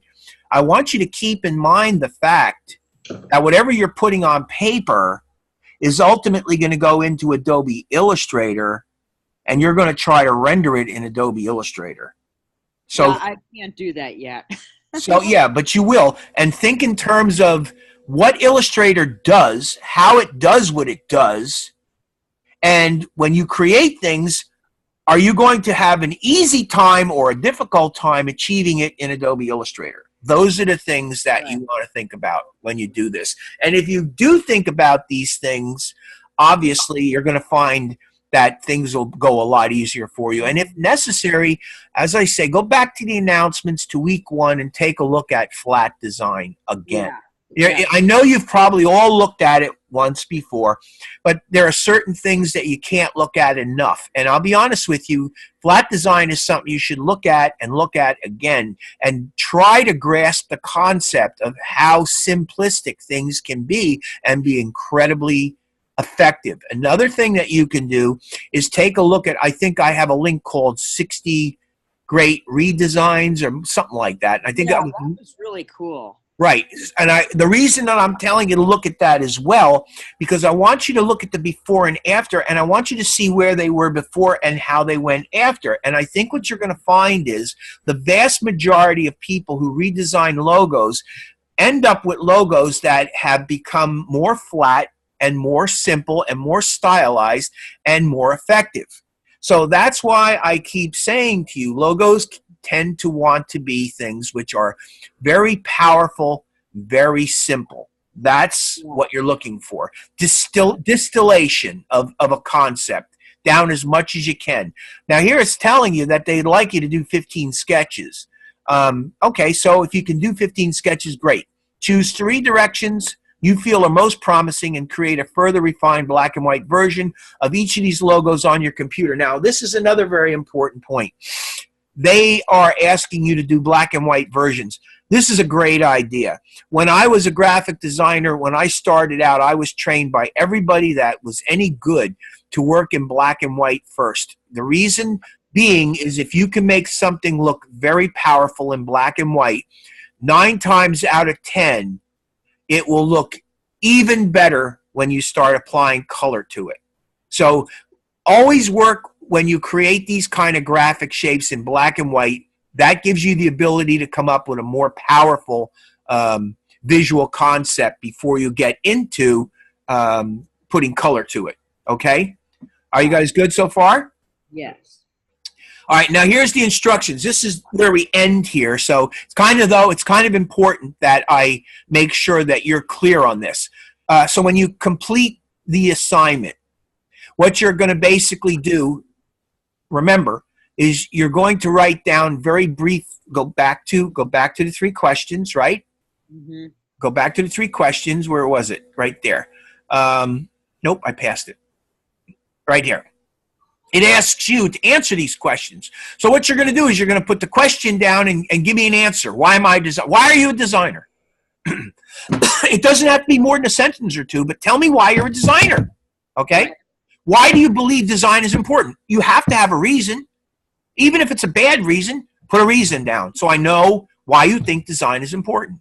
What is the thing that makes you unique? Why should somebody hire you? Is it because you're an expert in Illustrator? Are you applications person? Do you know production? What is it that makes you hireable at this point? Now, I understand that you're still a student and you got a long ways to go, but you can still look at the things that you've learned here and put down what you believe your strengths are, right? Right. And, again, this before hire me over the guy down the street. Just tell me why I should hire you. That's all you got to do. Right? In 150 words, I think it was. Or here we go. Keep going. Go down, down, down, down, down, down. Okay. Right there. The answers. Okay, yes, the answer to the 3. So, yeah, what they're saying is that all 3 of those questions should be around 150 words. So that means the 3 questions are 150 words. You divide them up equally to 150 words. You should do that. Minimum of 15 sketches. And again, Sean did somewhere around 60. So all you need to do is scan 15 of them, Yeah. Try to scan 15 of them. Or just show me, even if you don't do 15, guys, look, even if you don't do 15, if you scan something that shows me that you've been sketching and the stuff that you're showing me is not just some silliness, if it's real sketching and I can see that you've made the effort to sketch some stuff, I'm going to be happy. I'm not that tough of a person. I really am not. I just want to see that you're taking me serious and you're taking the course serious. If I ask you to do stuff and you do it, then you're proving to me that you're taking things serious. If you don't do the things that I ask you to do, then I have to begin to question in my own mind, are you taking this class serious? Are you treating me respectfully and are taking me serious? And I don't particularly like it when I'm not taken serious because I try to take you people serious. And I think I deserve the same thing from you, It goes both ways. Yeah. Bill, I got a question. Go ahead. You were talking about scanning or being able to use your sketches in InDesign. Is that a program specifically, or do you use like a Wacom tablet, or do I use a Wacom tablet? Yeah.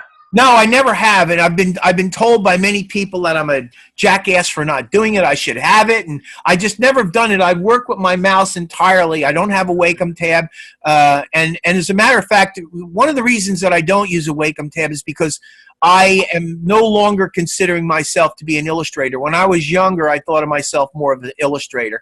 Now I've become more of a graphic designer in my head, and I sort of have limited myself to using the mouse because I'm always trying for flat design. I'm always trying for simple design, the concept less is more. That I'm always, I say this to you all the time, not just because I like saying it, but because that's what my beliefs have led me to after 46 years. So I'm trying to give you the benefit of my thinking right now. Yeah. So that's why I do it. When you're talking about scanning those in or them being able to be reproduced in InDesign as far as our sketches, Illustrator. Whoa. Wait, where are you getting InDesign? You're not, you're going to. I said Illustrator. I corrected Illustrator, yes. Yeah. So when we're using that, is there a way to get our designs from paper into there? Into where? Into Illustrator. Sure. I mean, if you scan, I do this all the time. I mean, when I sketch, I sometimes sketch and I sometimes trace. I do all kinds of stuff. And what I'll do is bring them in as a layer and then. Yeah. Well, no. What I'll do is I'll basically I'll get a nice pen, a pen that I feel works nicely. I generally use like a fine point felt tip pen, or I'll find a very nice black pen that has a nice line to it. And what I'll do is I'll sketch, kind of roughly a couple of times, and I'll kind of get the idea of what it is that I'm trying to do. And then what I'll try to do is, just before I scan it to bring it into Illustrator, what I'll do is I'll try to render it. And I use the word rendering because even though it's not a true rendering, it's as tight a sketch as I can possibly do freehand. Without, yeah, sure. Right. And then what I do is I scan that and I bring it into Illustrator, lock it down on a layer, and then I'll proceed to use the tools in Illustrator to begin to create the complex form by, creating basic shapes and carving the basic shapes up, or using the tools that are going to remove areas or do whatever it is until I actually have my shape or my object that I'm trying to create. Do you recommend that process, or do you recommend more just doing your basic kind of like sketches on Illustrator itself? You can do them both ways. I've sketched right in Illustrator. There have been many times where I just basically go in there and I'll start making something in Illustrator, and it's all in my head.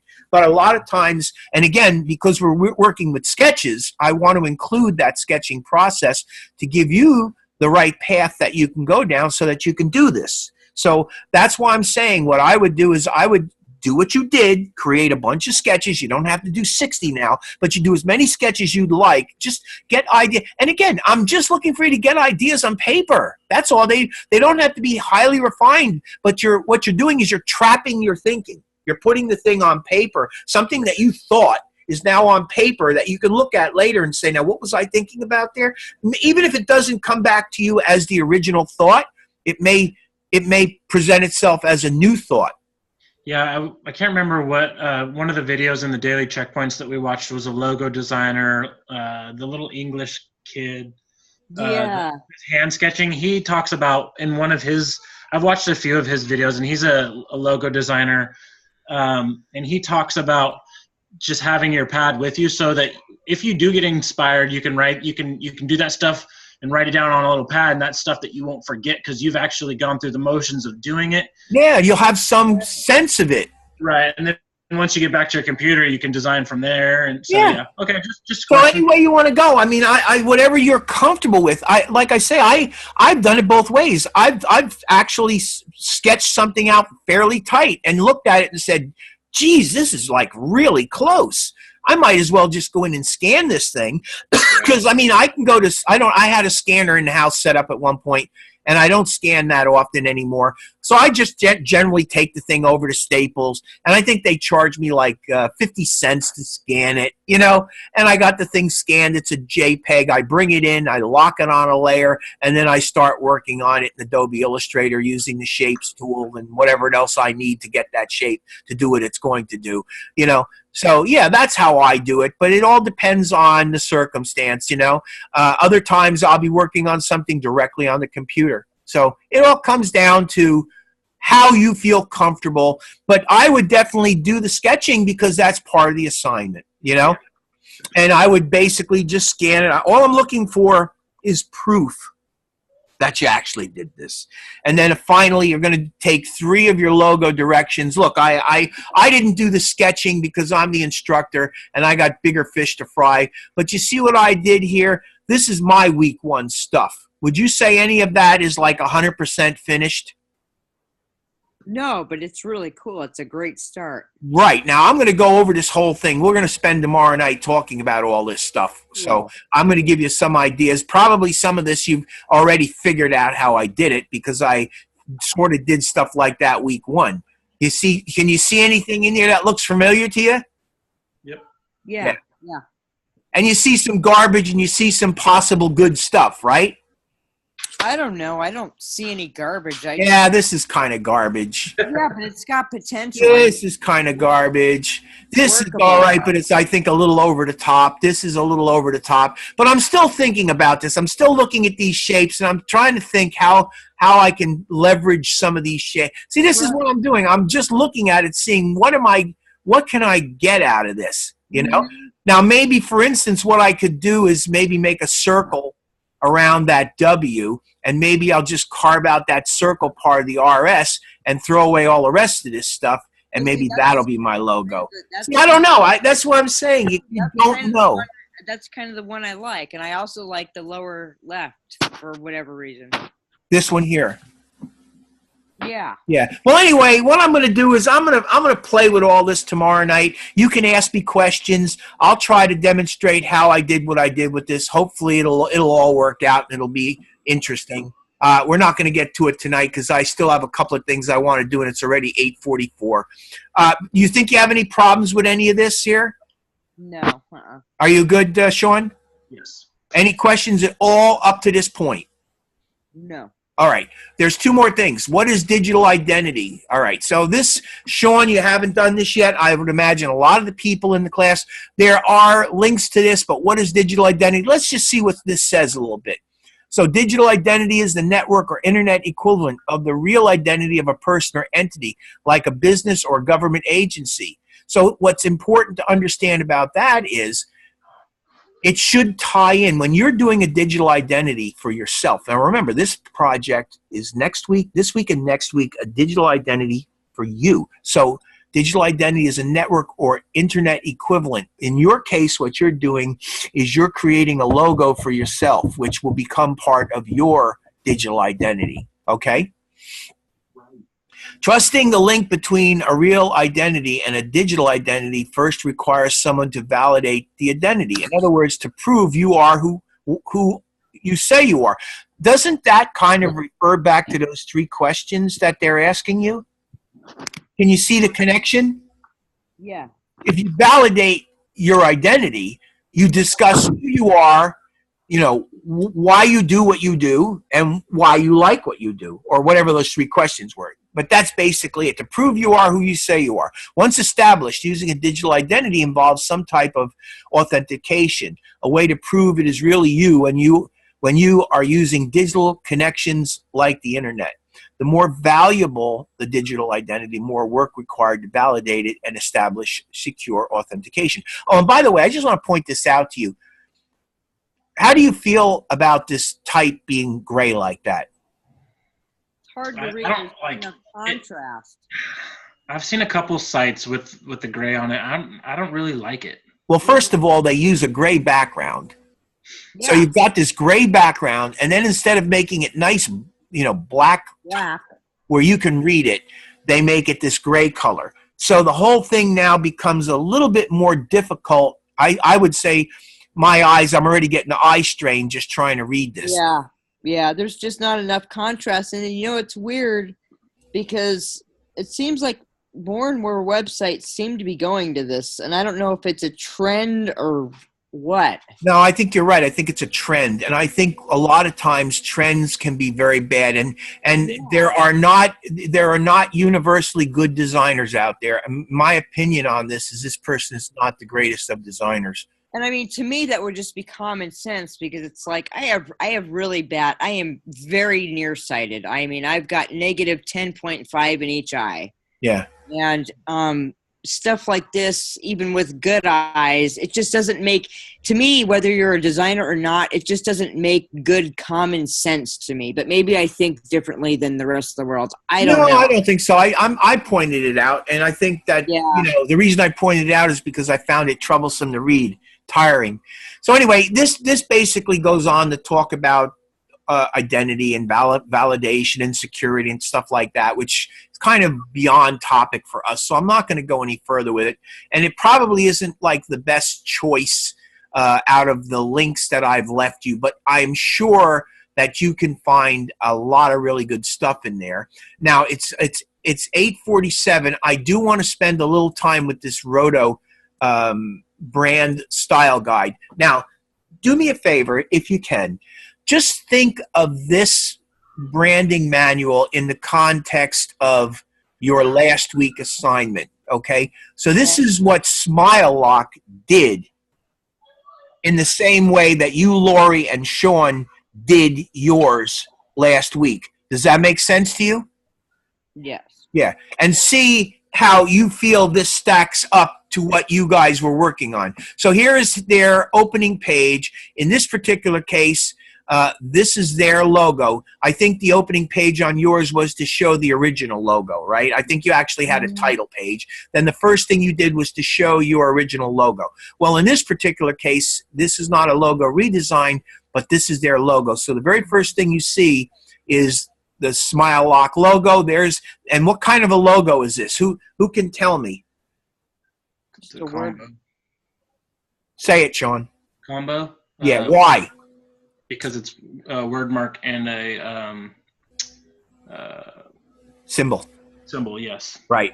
Notice too, that it also says by RODO. You see how they've added that to the logo? Yeah. And notice that, and this is a very important thing for you to understand as designers, that there's a weight balance that goes on here. There are elements that are important, and there are elements that are secondary. The actual symbol itself, notice how it is balanced with the Smile Lock. The symbol isn't huge next to the Smile Lock. The Smile Lock's not the company. That's the name of the new product that they're coming out with? RODO is the name of the company. Smile Lock is the actual product. Yes. Yeah, that makes sense. So RODO, if you notice, the RODO is in a lighter weight and it's smaller. And it's used mostly in larger presentations of the logo. So if you were using this in a smaller variation of the logo, that RODO would be dropped. It would be used in larger present. But the point I'm trying to make is a lot of people came in with these gigantic shapes and these nicely sized words. And also notice that this is a sans serif font, but it's a slightly different sans serif font. You see what I'm saying? I like that font, by the way. Yeah, it's a pretty nice font. It's a good font. And then you see the symbol. The symbol is not huge. There's a balance between. So in other words, while the symbol is an important thing, what's really important is the Smile Lock. So if you really want to know the truth, in my eye, as an experienced designer, I actually see the Smile Lock as being slightly larger than that symbol. Yeah, I do too. From a design presence standpoint, that Smile Lock stands out a little bit more than that symbol does. Yeah, my eye goes there. I like how they didn't overpower the RODO by turning it into a sans serif, like using that contrast. Yeah. They thinned it out and left it. Yeah. Sans serif and didn't put a serif in there. So that's And they, unlike me, who tends to, put type close together, they've given space between the letters. There's letter spacing that is kind of like drifting it out a bit. That's generally not what I do. I generally tend to go the other way. I generally tighten things up a little bit. Did you say you worked on this project? No, I work on presentations for John Carino, who is one of their presenters. He presents the product, and I help him do PowerPoint presentations. These are like 300 slide PowerPoint monstrous things. And I've also helped them do several YouTube videos. Is it like reveals for the products? Demonstrations and case histories. Oh, wow. Cool. You know what's interesting about this, and this goes back a long time ago, is the design principles, the crap. I mean, if you don't follow those principles, you usually have a not a good design. But they followed. They Well, followed. you know what the thing is that you have to learn the principles. There's a whole lot of principles out there. Yeah. And they change as things develop. But the bottom line is, as a designer, the longer that you go along with this, the further along you go in your career as a graphic designer, the more these principles are going to be meaningful to you, and the more of them you're going to keep in your brain. You're going to be able to remember them, and you don't need all of them. You just need the right ones. Exactly. All right, so let me get this out of here. All right, so again, balance the fact that this thing here is not huge. I noticed that a lot of students in this class tended to want their symbols to be imbalanced. Some of them wanted to be very big as opposed to the font being small. And notice that this particular logo, your symbol is located on the left-hand side. Smile Lock is off to the right. It runs in a straight horizontal instead of vertical presentation. And then just like the people in this country read, your little by RODO tucks in right underneath the Smile Lock on the second row. So you see, again, very solid thinking, very simplistic, solid thinking to come up with a clean logo. Is it the best logo in the world? No. But it's a very clean, very smartly done logo. Okay? So that would be the first page. Second page, table of contents. That's something that most of you didn't do. But in the future, think in terms of table and contents. Let the person who's looking at this know what it is that they're about to go in and take a look at. Right. It gets you a page, and it's a page that makes sense. So the table of contents, we're going to be talking about the brand. Now remember, this is an official brand, an official company. So this is an existing entity, so it has all the parts that would be correct for a branding manual. Yours, when you created yours, it was a branding manual, but it wasn't complete because it was from the school. Okay? Right.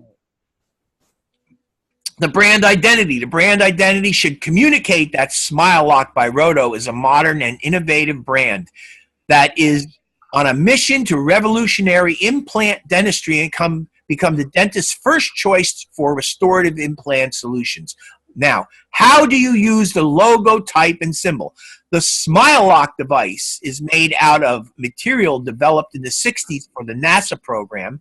This inspired the design of the logo symbol. Okay, so it's kind of got like a NASA kind of a thing. It looks almost like a rocket or one of those lunar modules. That's not lunar modules, space modules that coming down. Right? Well, it's not. It's saying here, device in a shuttle pod. This looks more like, to me, the Mercury. The Mercury capsules? Yeah, that's exactly what it looks like. Yeah, the arrow below it communicates both the action of locking and place and lifting off. So in other words, what they did was, for their logo type, since this material was developed in the 60s for NASA, they decided that they would try to come up with something that made them feel that way. They also used a blue, which is very symbolically flag blue. It's very similar to a flag blue. While the brand is modern and high-tech, it's also simple, the word simple, and reliable. The logo typeface expresses this. The simple, clean lines and slightly rounded edges make it seem friendly and easy to read. So you see what they're doing is they're actually giving you an explanation of the criteria that they used when they created these elements. Right. So again, I'm showing you this because I want you to get a sense of how these people do this and how much time and effort they put into making this thing right. Okay. Free space. Now this just basically tells you how much space is allowed. This means the X equals X height of logo type. You know what X height is, right? Right. Okay. So in other words, this is telling you that whatever element is around this logo, you should have the equivalent of an X height, an X height, an X height, and an X height of free space all around the logo so it doesn't strangle the logo. Okay? Mm-hmm. All right.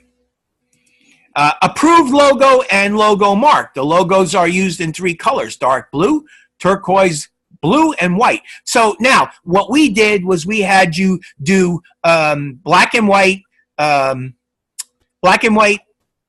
against black, white, or black and white against black, and color against black. So what they do is basically they're saying that in their case, you either have all white with the little blue, all white against a light color, or a moderate color, solid color. So in other words, preferred use, full color logo on white background. So if you have a white background, that's how it should look.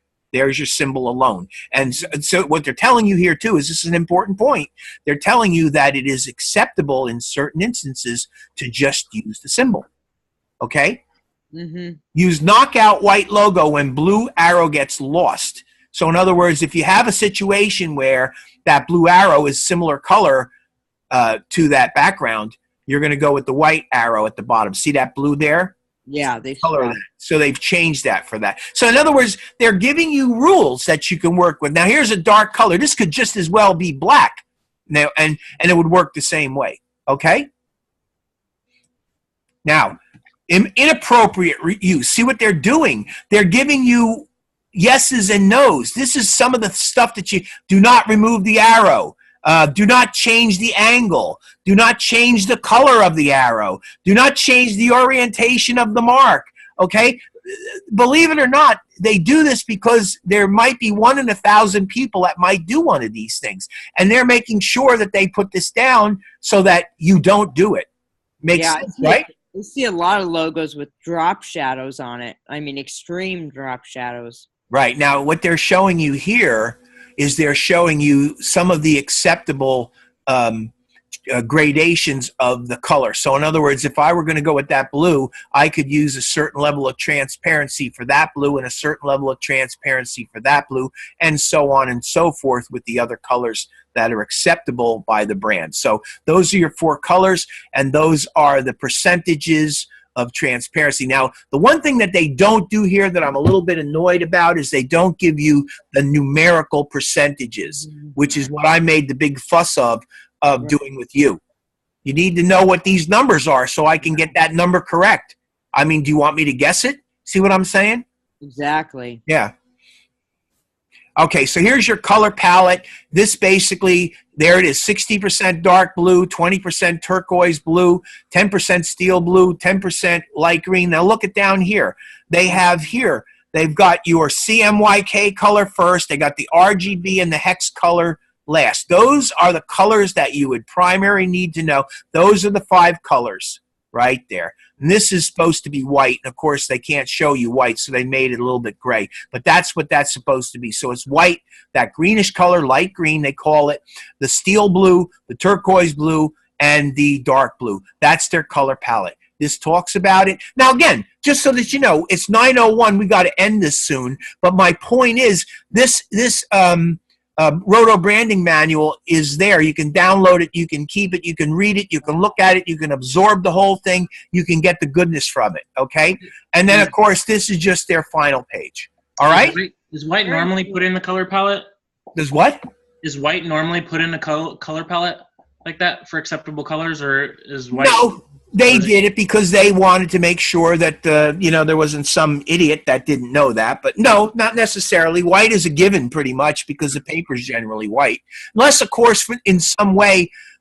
Well, again, as I said, they don't tell you why they put the white in there. I'm not sure why they did. Okay. That's all I got for tonight. Any final thoughts or questions before we wrap her up? No, I feel a lot better about this, though. Okay, so we accomplished something tonight? Absolutely. Okay, if you guys got anything that you would like, and this goes for the entire class, if you have anything that you'd like me to go over tomorrow night, make sure you get it to me before tomorrow night so I can have it available so I can open it up and we can talk about it tomorrow night. What I will do tomorrow night is I will spend pretty much the whole night just fooling around with this stuff in here, and whoever shows up, we can basically back and forth with this and see what kind of interesting stuff we can do with this so that you have some additional chances to see me playing around with this program and maybe learn a couple of new things that you haven't got yet. Sounds good. All right. Well, I guess that wraps us up. Unless you have something else you'd like to share. I don't. You're good? Good. All right. You think you guys will be here tomorrow night? Yeah, definitely. Well, then I look forward to seeing you. Enjoy your dinner, guys. Yeah, thank you. See you later. Have a good night.